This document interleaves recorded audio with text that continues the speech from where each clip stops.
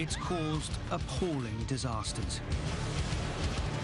You'd see this big arc of lightning, and you'd watch that baby come right down the side of the aircraft. You knew that it was a terrible tragedy because the airplane was in the river. Extreme weather. It's responsible for a staggering 1 in 3 air crashes. But each terrible tragedy teaches us something new. Larry, we're going down! Larry! I know it! I know it! The airline industry is constantly developing new technology to fight the problem. But when the weather gets bad, accidents still happen. Will we ever win the battle against extreme weather?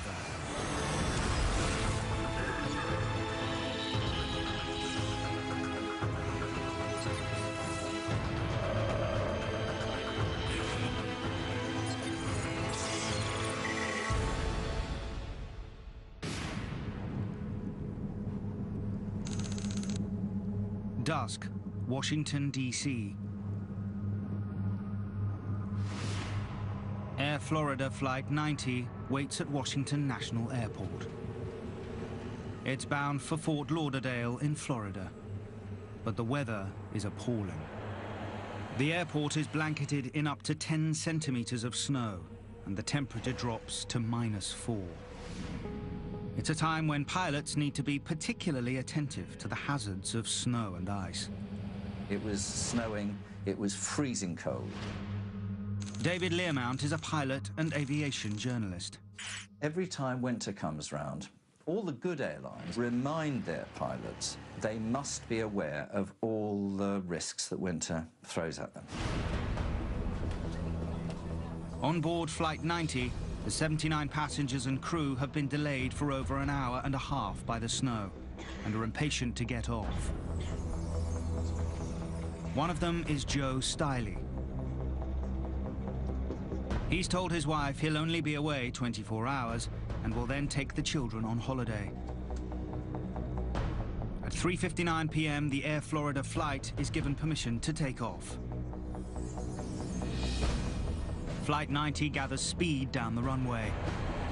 But as it climbs out of the airport, it suddenly goes into a stall. Stalling! Larry, we're going down! Larry! I know it! I know it!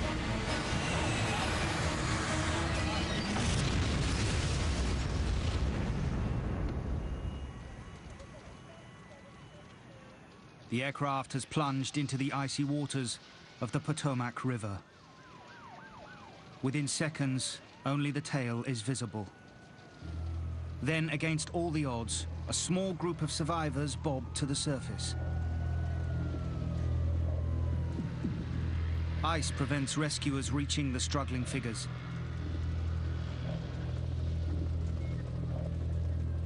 Then, a helicopter arrives. It's a race against time. In freezing water, a human will lose consciousness within 15 minutes. But only one person can be rescued at a time.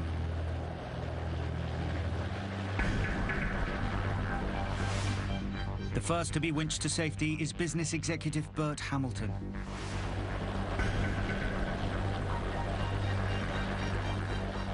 He's followed by Kelly Duncan, a 22-year-old air stewardess.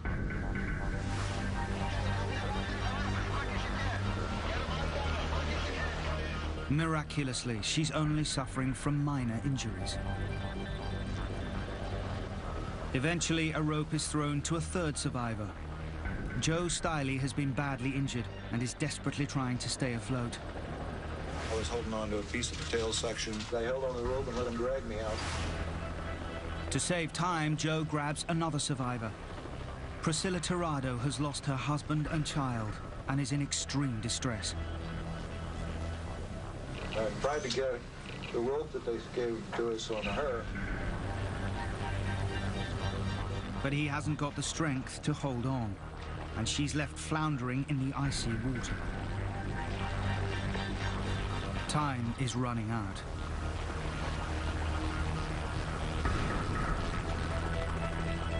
Then a bystander strips off and jumps in. Lenny Skutnik, in an act of extraordinary courage, pulls her to the shore.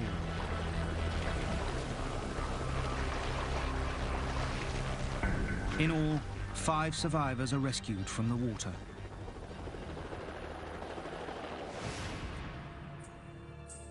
A 6th man, Arland Williams, who has repeatedly passed the rescue line to others, doesn't make it. There was a 6th man clinging to the wreckage, and as I dropped the flotation devices, he handed these devices to the other people who were clinging around him on the wreckage.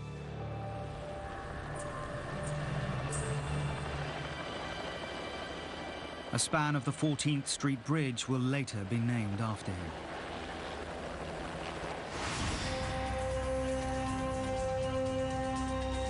But getting people out of the river is only part of the problem. On the 14th Street Bridge itself that day, there's also chaos. One of the aircraft's wings has clipped it, overturning and crushing vehicles. Bill Hendricks will later lead the crash investigation. There were 6 cars just flattened out. Part of the bridge structure was gone, the bridge railing was gone. It was a terrible sight, and the airplane was in the river with still with victims inside it. The accident's final death toll is 74 passengers and 4 people on the bridge. But the big question hanging over the whole incident is what has gone wrong. Washington that day has been hit by freezing temperatures and unusually heavy snow. But dozens of other aircraft have landed and taken off safely in identical conditions. So what makes Flight 90 the only victim of snow that evening?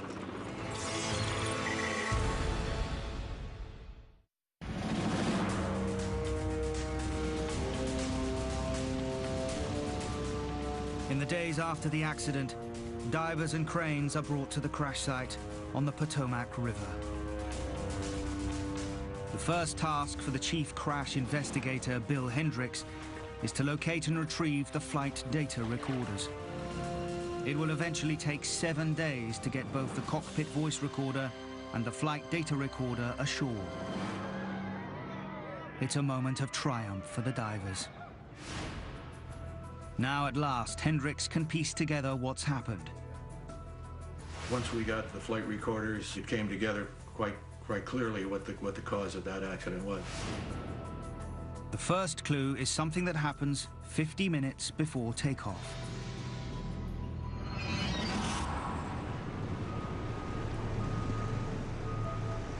Snow has made the taxiway slippery. The tow tugs can't pull Flight 90 back from the boarding gate. The pilot, Larry Wheaton, decides to help. Okay, I'm gonna try a little reverse thrust. He revs the aircraft's engines and then reverses the thrust for 90 seconds. It's like putting a car into reverse. He hopes the engines will force the aircraft back from the gate, but it's a highly irregular maneuver. The reversed thrust kicks up snow and ice that is sucked into the engines. It throws stuff in front of the engine, which then gets sucked into it. It's really something that you avoid. It can gunge up a number of the sensors which are essential for the aircraft's correct performance. It's a bad judgment, but it should not have caused a crash. Modern aircraft engines are equipped to deal with snow and ice.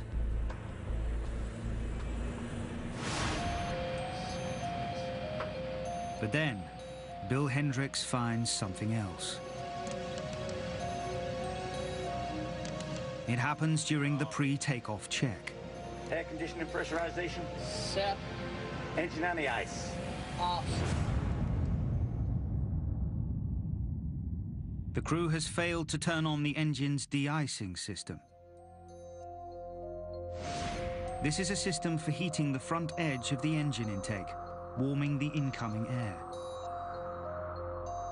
With the system switched off, any snow and ice drawn into the engine by the reverse thrust will freeze, interfering with the engine's performance. As Flight 90 now lumbers down the runway, the co-pilot, Roger Pettit, voices concern. The engines don't seem to be developing enough thrust. God, look at that thing. That don't seem right. But Wheaton brushes his concerns aside. Yes, it is. No, I don't think that's right. Ah, maybe it is. It takes the plane an extra 15 seconds and 600 meters more runway than usual to lift off. Finally, it climbs into the air. But almost immediately, it goes into a stall. Stall it! Stall it! We're falling! The warning kicks in. Pull up! Pull up! But there's nothing the pilots can do. Barry, we're going down! Barry! I know it! I know it!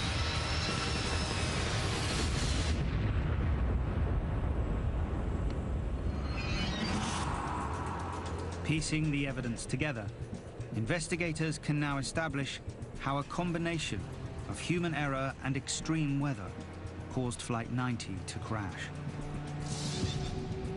First, as snow builds up on the taxiway, Wheaton uses reverse thrust to help push back from the gate. Engine on the ice. Second, with the engine anti-ice turned off, freezing snow and ice are drawn into the engine. This interferes with the engine's performance. As a result, when Flight 90 takes off, the engines are only producing a thrust or engine pressure ratio of 1.70. A Boeing 737 needs a thrust ratio of at least 2.04 to take off safely.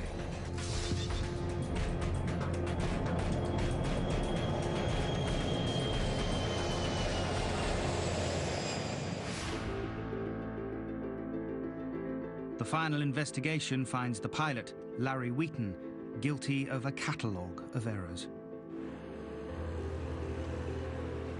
The accident drives home the fact that when the weather gets bad, there is no margin for error. It's a problem engineers have been battling with for years.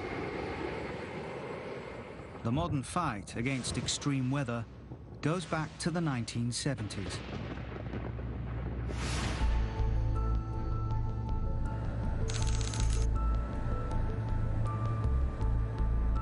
Christmas Eve, 1971.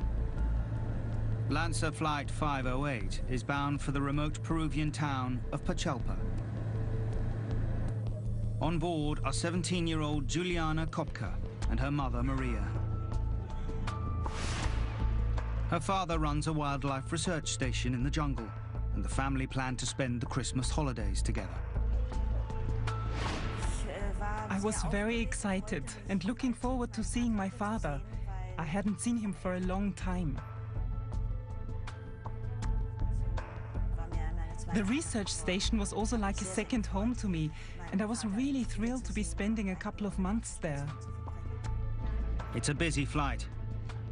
Many other people are joining family and friends for the holidays. The first 30 minutes of the journey are uneventful. But then, the plane runs into a tropical thunderstorm. Thunderbolts were flashing around us, and the plane was being thrown up and down. People were very nervous, even terrified. Then suddenly, the plane is hit by a huge bolt of lightning.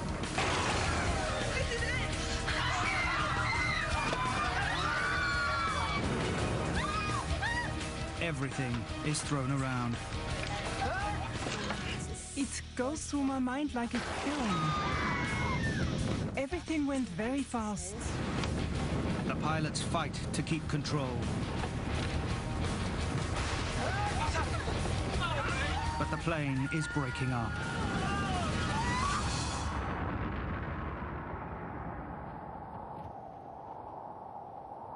Suddenly, it turned very quiet. I could only hear the sound of the wind in my ears. Juliana falls more than 3 kilometers.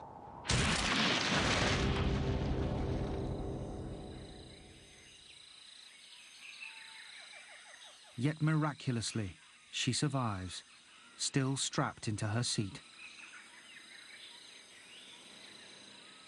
The seat may have been her salvation.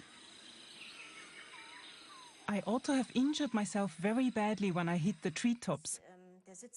But the airline seat was below me, and I can only imagine it cushioned the landing. Juliana is alive, but she has a broken collarbone, a badly swollen right eye, large gashes on her arms and legs, and concussion. Her first thought is for her mother, but she's nowhere to be seen. Juliana is on her own. But she has one vital piece of knowledge.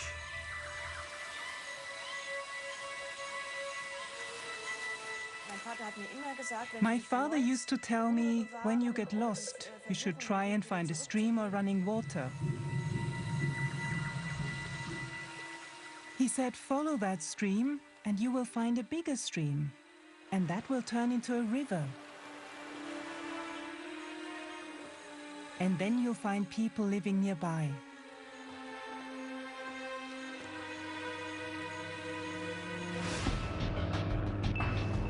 As news of the accident reaches the outside world, rescue planes are sent to search for survivors. I could hear the planes searching above me. I knew the rescue operation had started. But I wasn't able to do anything as the jungle was dense and I couldn't communicate with them. As she sets off to look for help, her only food is a handful of sweets she's found at the crash site. I lived on them for 3 days and just drank water.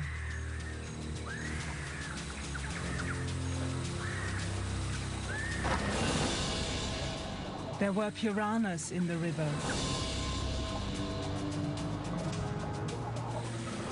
Stingrays were an even greater danger, and electric eels. I could see caimans everywhere.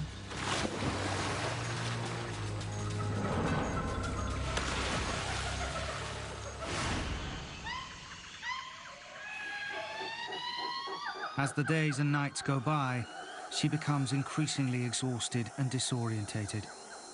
With each day, I lost more hope.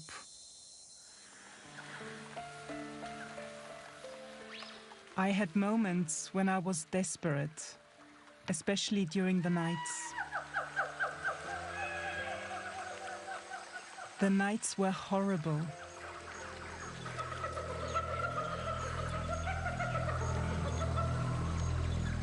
Deep cuts on her arm begin to worry her.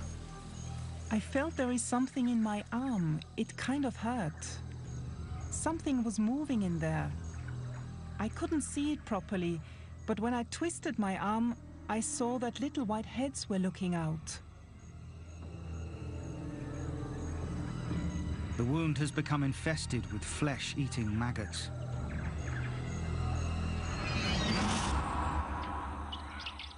Finally, after 11 days, famished and exhausted, she stumbles on a logging camp. It's her salvation. Today, 40 years later, Juliana Kopke is Dr. Juliana Diller and works as a librarian at the Munich Zoological Center in Germany. She's the only survivor of Lancer Flight 508. Her mother, along with 90 other passengers and the crew, have died.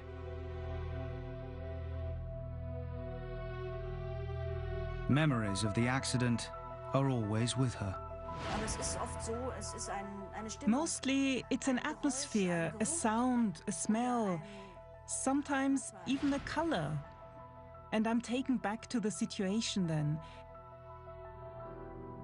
It's very strange, but I think this is how it will always be.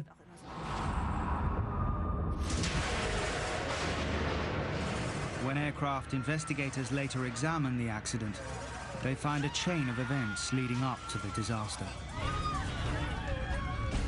40 minutes into the journey, Lancer Flight 508 runs into a thunderstorm. Lightning hits the aircraft's right wing. Vapor from a fuel tank ignites. Fire spreads, and the wing is torn from the fuselage. The Lockheed Electra falls out of the sky.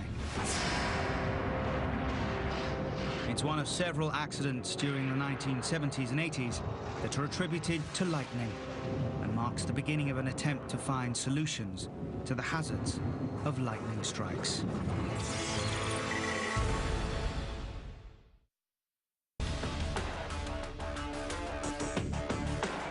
One of the centers of research into the dangers of flying is NASA.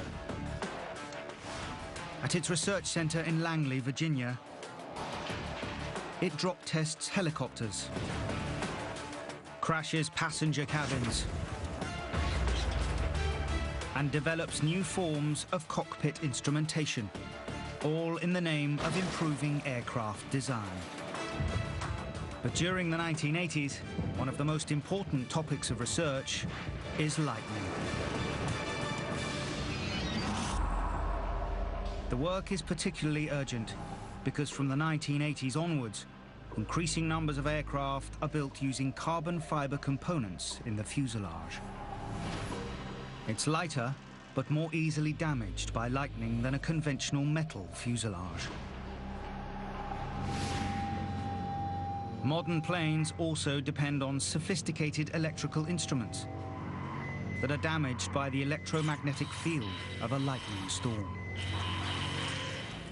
Bruce Fisher is director and chief engineer at NASA Langley. In the 1980s, he was a flight engineer in the Storm Hazard Research Team. NASA's Storm Hazards Research, getting struck by lightning now to enhance. He was part of a team that flew a specially adapted F-106 military aircraft into hundreds of lightning storms.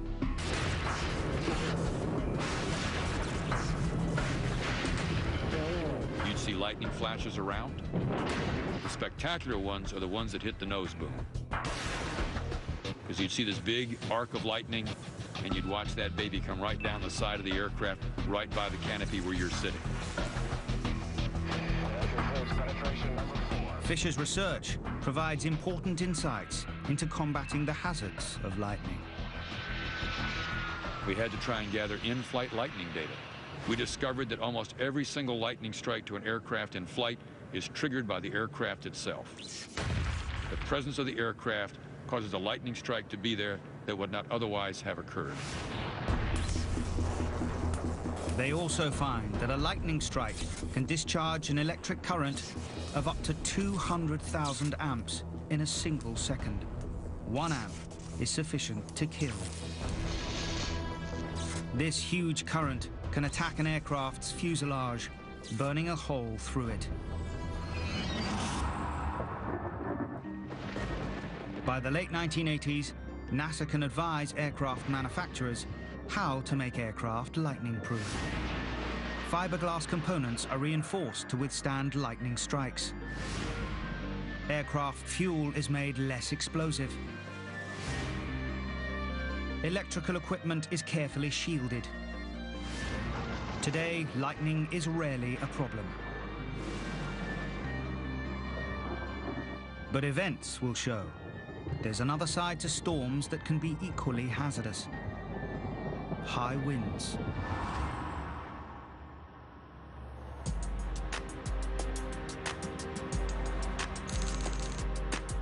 Toronto, Canada.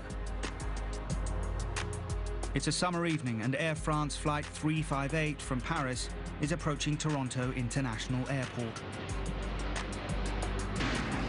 But as the flight begins its descent, the weather deteriorates dramatically. Toronto, Air France 358 approaching. Unusually severe winds and heavy rain hammer the aircraft. Lightning flashes across the sky. Philippe Lacaille is returning from holiday with his family. The pilot said, "Excuse me, ladies and gentlemen, we're experiencing some weather above Toronto. We're going to have to circle for a little while." So we just reopened our books and circled. Visibility is poor. The pilots struggle to see where they're going. The plane is rocked from side to side. Finally, the aircraft touches down. There's a spontaneous outbreak of applause.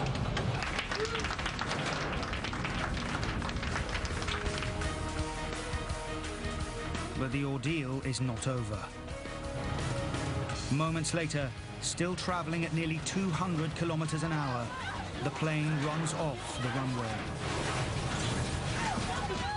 The plane plows through the airport perimeter fence.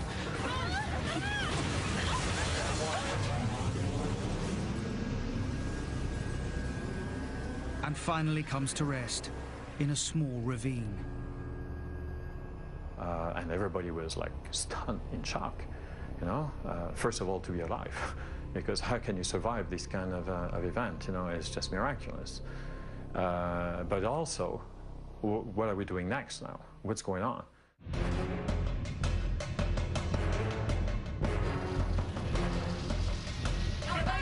Almost immediately, there are shouts of fire.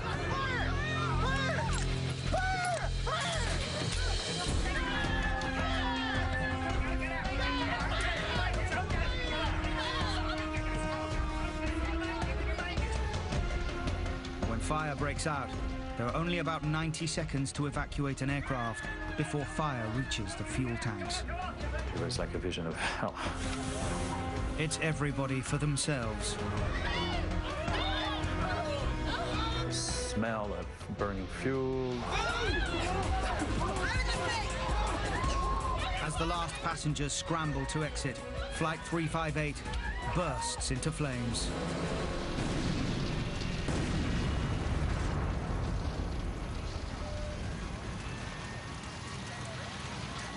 There are dozens of injuries, but all 302 passengers and crew survive.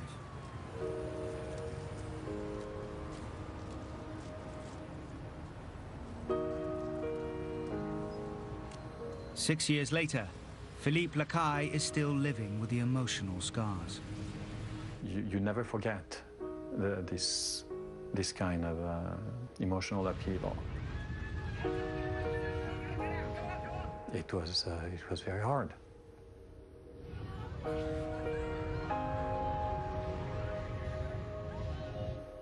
Short of a miracle, I can't explain how we could have escaped in 1 minute and 15 seconds through 2 gates, 2 doors, 309 passengers.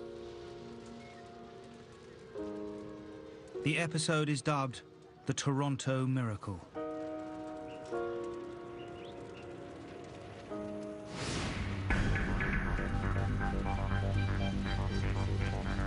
As air crash investigators now arrive at the scene, they face one basic question.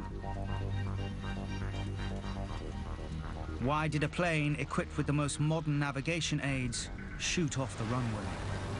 Was it a question of pilot error, mechanical failure, or extreme weather, or even a combination of them all?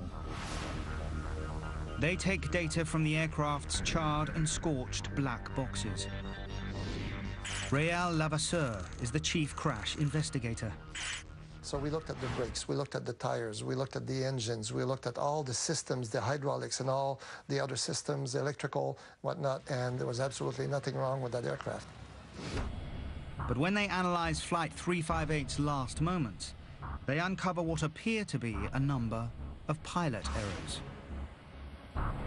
The crew had brought the aircraft into land far too fast and had hit the runway far too far along.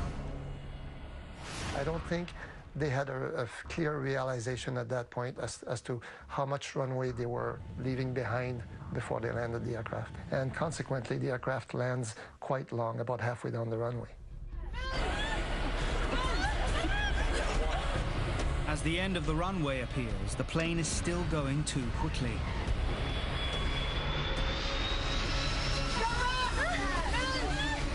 It was still doing over 120 miles an hour, so that's a lot of speed. But is it simply a matter of pilot error?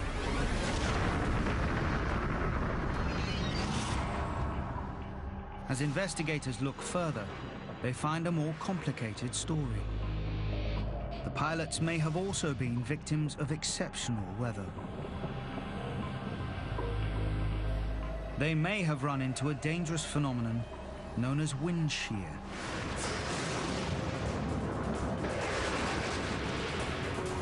Wind shear is a serious threat to aircraft. It occurs in the 2 or 3 minutes before a storm breaks, when there can be rapid shifts in wind direction. You can see a thunderstorm approaching. Big cloud, getting dark, and what happens to the wind? It goes calm, and then all of a sudden, it starts whipping around, and then it comes at you from all directions. This alarming phenomenon is caused by a cold front hitting warmer air.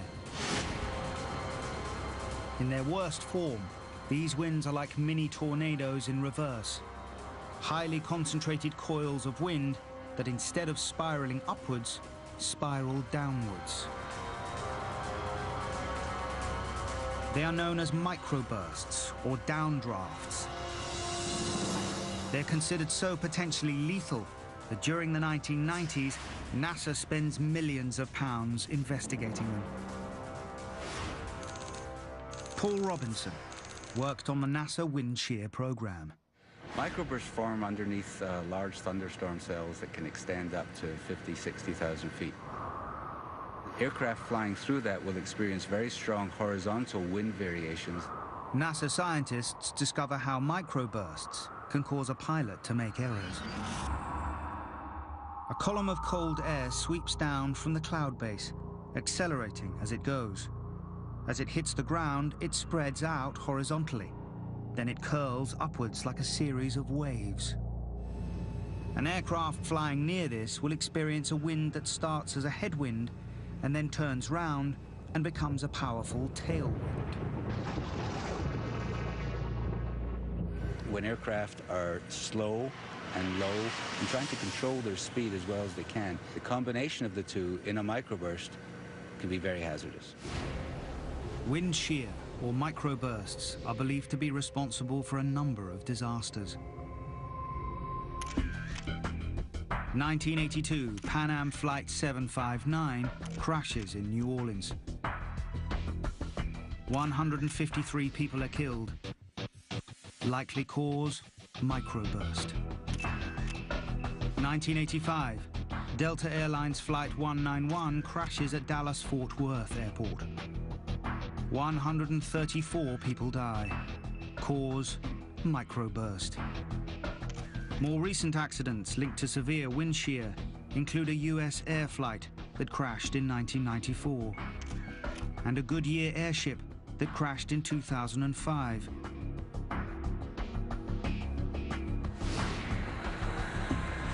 So is it possible Air France Flight 358 is also a victim of some form of wind shear?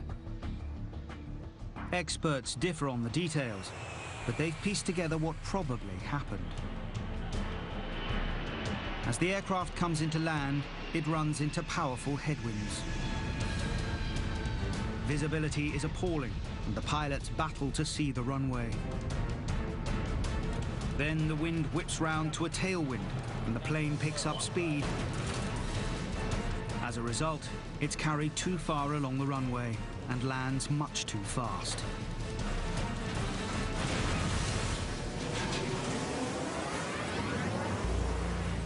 The pilots have been caught out by the rapidly shifting winds typical of wind shear.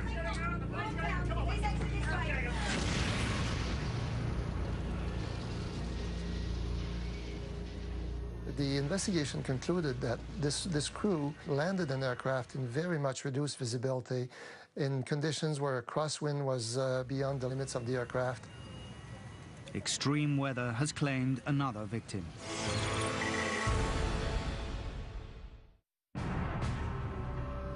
Spring 2010, and a high-powered delegation of Polish dignitaries takes off for Russia. It includes Lech Kaczynski, Poland's hugely popular president. They're on their way to remember a massacre near the Russian village of Katyn that has caused hostility between Poland and Russia since the Second World War. The hope is that this important commemoration may finally bring reconciliation.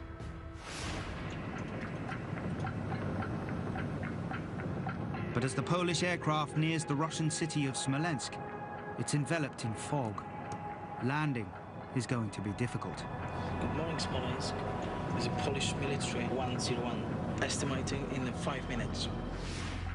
Tomasz Hipki is a member of the Polish National Aviation Council and a journalist.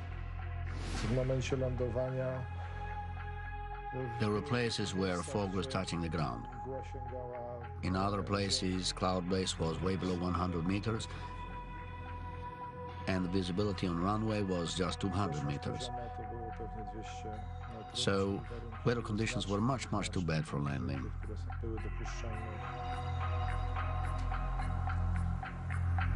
Air traffic control counsels against even attempting to land. Worse still, the airport is not equipped with low visibility lighting to guide planes in. Smolensk North Airport is a former military airbase with very inadequate infrastructure.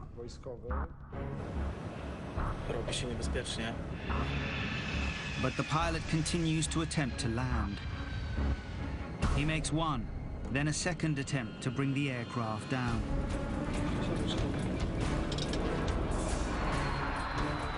Each time he's forced to pull up. Finally, he makes a third attempt. The plane comes in low. The pilots can't see the runway, but continue on down. Too low, terrain. In their zeal to see the runway lights through the mist, they went straight through their decision height, below which, if you don't have sight of the runway lights, you should go round again. Suddenly, the aircraft clips a tree. It spins out of control, turns upside down, and smashes into the ground.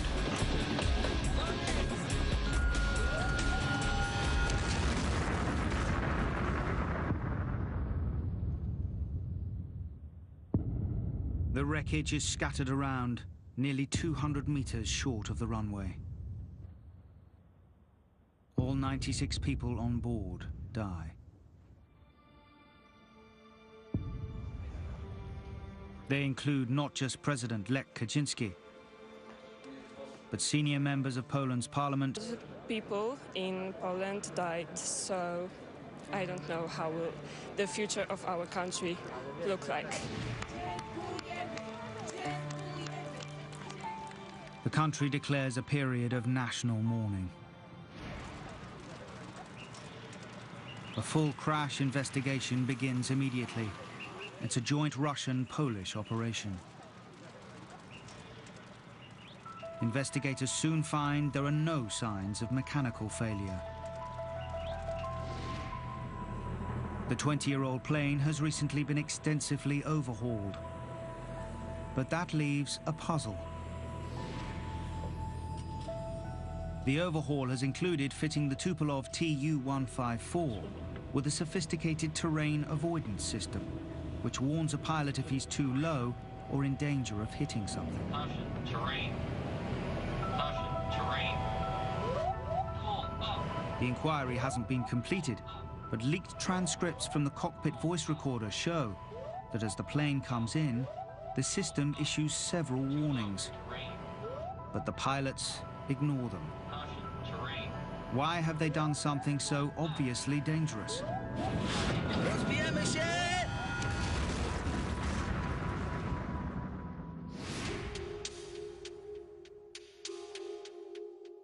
The transcripts give a clue. As the plane approached Smolensk, the pilot can be heard reporting to a superior officer in the cockpit. Sir, the fog is increasing. We're not gonna manage to land. Who is he talking to? An anonymous voice replies. Well, then we have problem. Through the radio static, there's also the snatch of another voice, adding pressure. Will be annoyed. The snatches of dialogue suggest the pilots were now under huge pressure.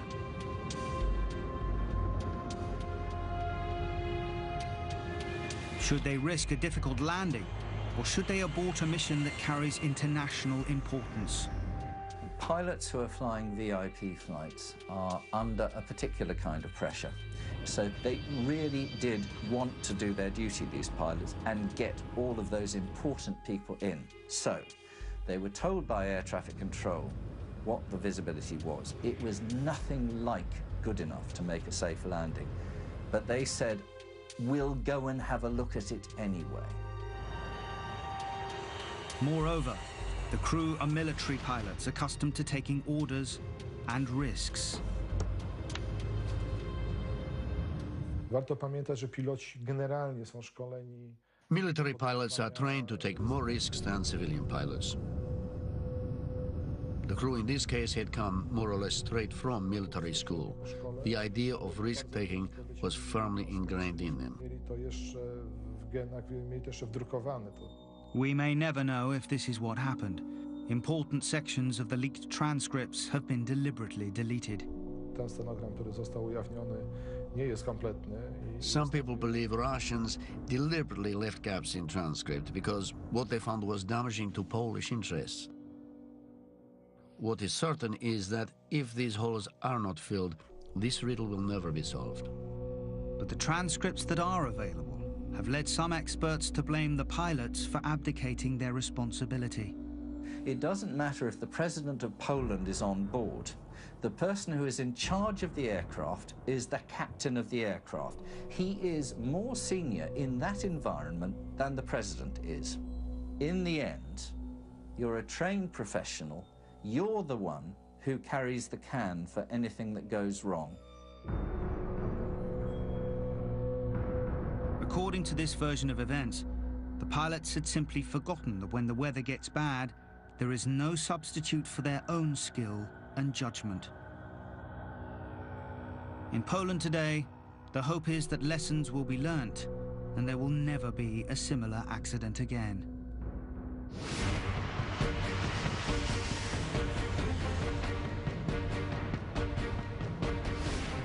Today, we have the technology to handle the weather. Pilots are better trained. Aircraft are better equipped for all weather conditions. There should be no more accidents because of the weather. But extreme weather will continue to challenge a pilot's skill and his ability to fly in the face of the unexpected.